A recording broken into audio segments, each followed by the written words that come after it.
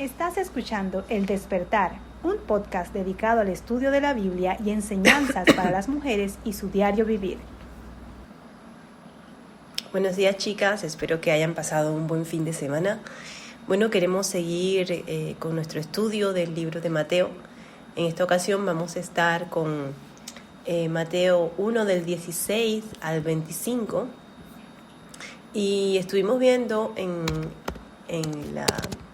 el viernes, estuvimos viendo todo lo de la genealogía de Jesucristo y bueno, en esta ocasión vamos a estar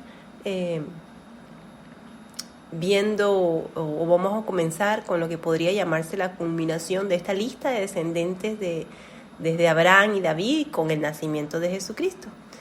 Vamos a darle gracias a Dios por este tiempo y rogamos de que Él nos hable a través de su palabra, ya que ella es viva y cada día nos habla, ¿verdad? Señor, te damos gracias por este día, gracias por permitirnos descansar durante la noche. Te rogamos, Señor, que tú nos permitas conocer más de tu palabra, Señor. Háblanos a través de ella. En el nombre de Jesús. Amén. Muy bien, vamos a leer el capítulo 1 del versículo 16 al 25. Y dice así: Y Jacob engendró a José, marido de María, de la cual nació Jesús, llamado el Cristo. De manera que todas las generaciones desde Abraham hasta David son 14, desde David hasta la deportación a Babilonia, 14, y desde la deportación de Babilonia hasta Cristo, 14. El nacimiento de Jesucristo. El nacimiento de Jesucristo fue así. Estando desposada María, su madre, con José, antes que se juntasen, se halló que había concebido del Espíritu Santo. José, su marido, como era justo y no quería infamarla, quiso dejarla secretamente. Y pensando él en esto, he aquí un ángel del Señor le apareció en sueño y le dijo: José, hijo de David, no temas recibir a María tu mujer, porque lo que hay en ella es engendrado del Espíritu Santo es, y dará a luz un hijo que llamarás su nombre Jesús, porque él salvará a su pueblo de sus pecados. Todo esto aconteció para que se cumpliese lo dicho por el Señor por medio del profeta cuando dijo: He aquí una virgen concebirá y dará a luz un hijo, y llamará su nombre Emmanuel, que traducido es Dios con nosotros. Y despertando José del sueño, hizo como el ángel del Señor le había mandado, y recibió a su mujer. Pero no la conoció hasta que dio a luz a su primogénito, y le puso por nombre Jesús. Esto es de la versión Reina Valera 1960. Ok, dice: Jacob engendró a José. Este versículo rompe el esquema que se sigue desde el versículo 2, donde hacía que Abraham engendró a Isaac. A partir de ahí, la expresión engendrar se repite sistemáticamente hasta el principio del versículo 16, donde se dice que Jacob engendró a José. Uno esperaría que se mantendría el mismo modelo hasta el final, concluyendo que José engendró a Jesús, pero, como acabamos de leer, vemos que no fue así. No se dice José engendró a Jesús. Obviamente, Mateo estaba poniendo bien en claro que aunque José era marido de María, no era el padre de Jesús. Esta circunstancia se explica en el resto de este capítulo, mostrándonos cómo fue un cumplimiento de la profecía del Antiguo Testamento. Ahora vamos a ver el nacimiento virginal de Jesucristo. Lucas, que escribió otro evangelio que lleva su nombre, era médico griego. Ambos evangelios declaran que Jesús nació de una mujer virgen, que José no era su padre, pero que María no había sido infiel a su marido y que Jesús no era el hijo legítimo. Su nacimiento fue algo totalmente nuevo. Nadie podrá afirmar que la Biblia no enseña el nacimiento virginal de Cristo. El único Jesús del cual tenemos un documento histórico es aquel que nació de una virgen. Si alguien afirmase lo contrario, tendría que presentar muchas evidencias, chicas. No es suficiente negar esta declaración de los evangelios con meros razonamientos humanos.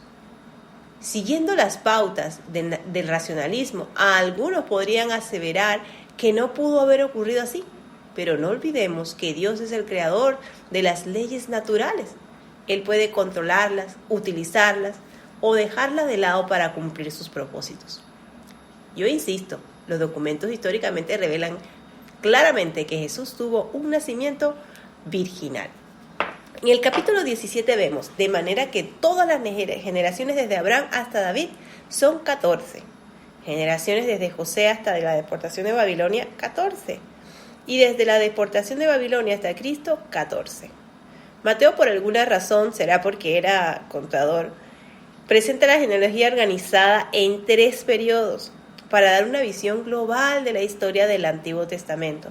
Una era se extiende desde Abraham hasta David, otra desde David hasta la cautividad babilónica, y la tercera desde la esclavitud babilónica hasta el nacimiento de Jesucristo.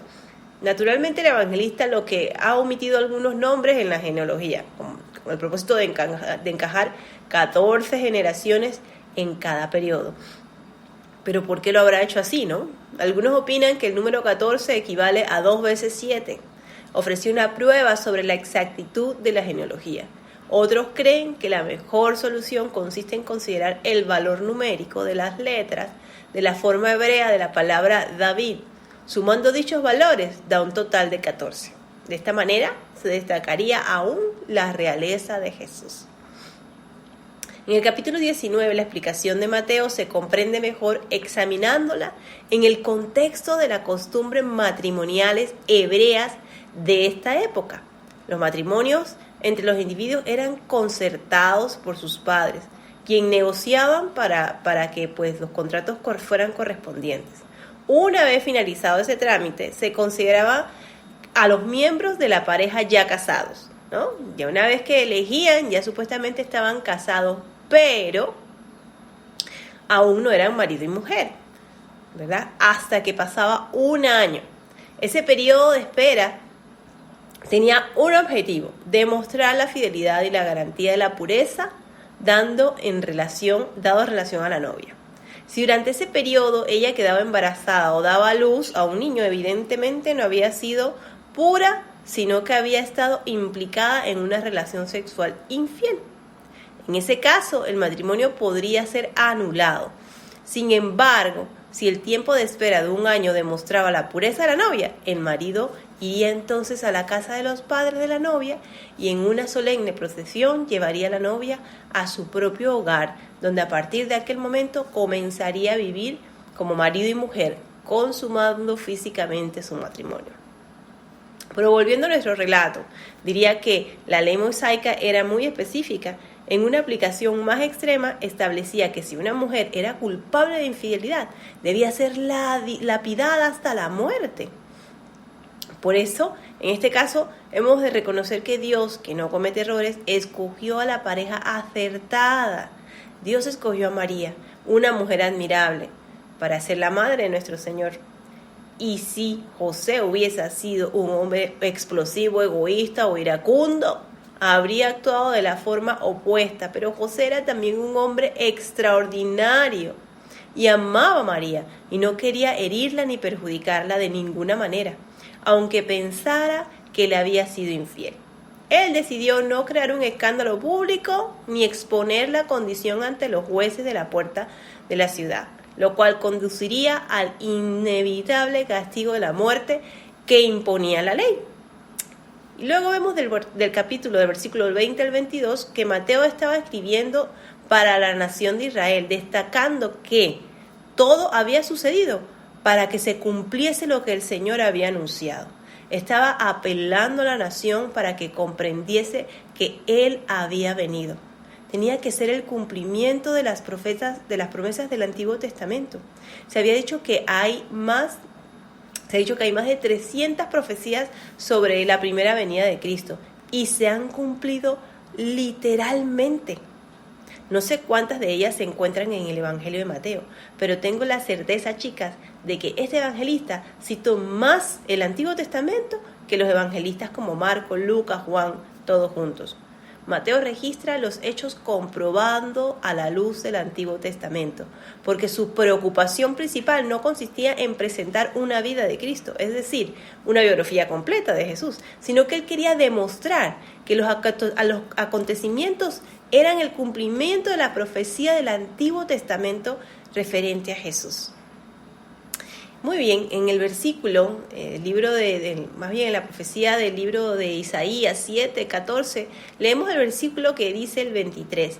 He aquí, la Virgen concebirá y dará a luz un hijo, y le pondrá su nombre Emmanuel, que traducido es Dios con nosotros. El ángel le dijo a José que todo lo que estaba sucediendo formaba parte de un plan eterno, chicas, porque la profecía de Isaías se había declarado hacía ya más de 700 años, y que una virgen concebiría y daría a luz un hijo.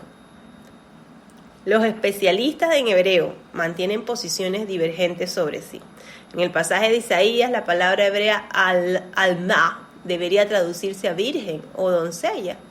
El hecho de que algunos de ellos reconozcan que la traducción virgen sería la forma más normal de traducirla, lógicamente conduce a pensar que si se elige la traducción doncella, se estaría tratando de suavizar o atenuar la palabra virgen, por motivos más teológicos que lingüísticos, por parte de aquellos que no creen en el nacimiento virginal de Cristo. Bien, ahora vamos a ver brevemente el contexto de este pasaje de Isaías. Dice, el incidente sucedió en el reinado de Acaz, un rey que vivió lejos de Dios. Dios envió a Isaías para hacerle llegar un mensaje que en principio no quiso escuchar. Pero el Señor le habló nuevamente y le dijo, pide para ti una señal del Señor tu Dios, que sea tan profunda como el Seol y tan alta como el cielo. Pero Acaz respondió que no la pediría ni tentaría al Señor. El mensaje enviado a través de Isaías anunciaba que Dios le daría a Acaz la victoria. Como este rey no creía a Dios, para estimular su fe, Isaías le anunció que Dios le daría una señal. En realidad la señal no solo sería para el rey, sino también para toda la casa de David.